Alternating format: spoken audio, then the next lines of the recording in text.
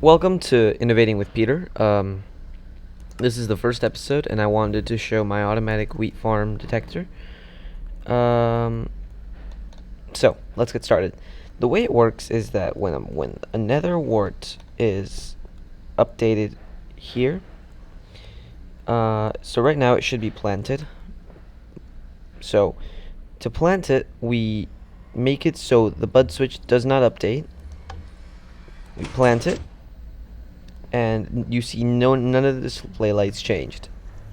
We turn it off, and now we can simulate growth by just updating it very quickly, so it only sends one block update.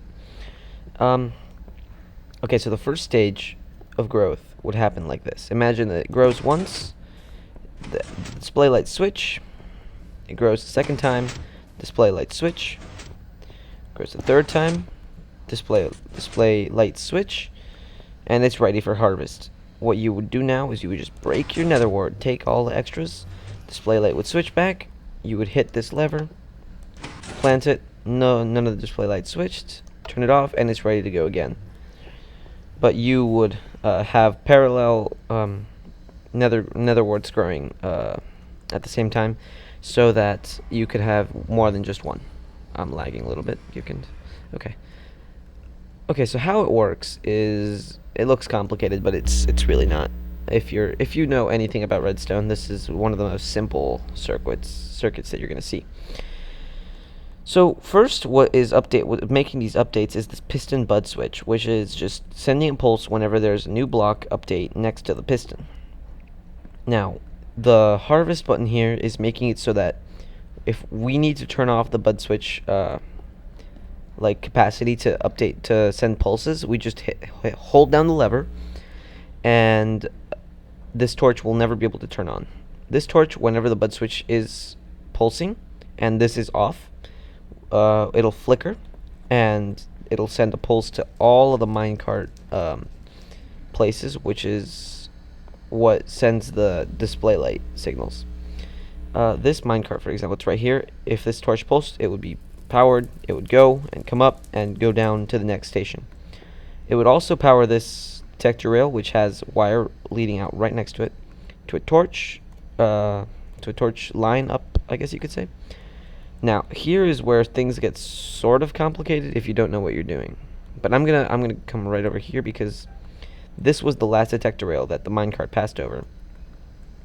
And when it passed over that, it pulsed this torch. This torch went on, off, meaning that this torch turns off and sent a signal to two places now. Well, three, really. So it told this torch right here, you need to turn on because I just turned off.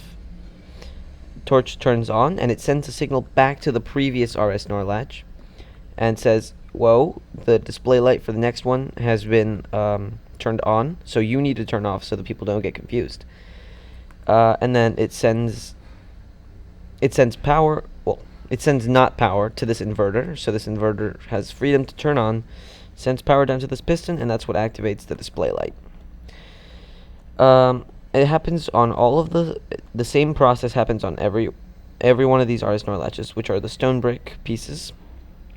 And then the different color wool are for different, gosh, I'm lagging really badly. The different colored wools are for the different stages of growth. Red is for started, this is for the first stage of development, this is for the second one, and cyan, which is down here, is for the harvest part. The blue is the transit line, so that all the previous display segment gets reset. And that's pretty much how it works. So thank you guys for watching. Subscribe, rate, comment. I love reading my comments. I just don't get very many. So I would really appreciate you guys stopping by and just leaving a comment. Just say if it sucks, it sucks. I know, by the way, that this is not going to be completely accurate as to this farm, because this farm, as you can tell, some of the nether wart already grew, some didn't. So it's not going to be completely accurate. But this is just a guide that you could put in your nether base, so that you know approximately when your nether wart will be ready. So thank you guys for watching, and goodbye.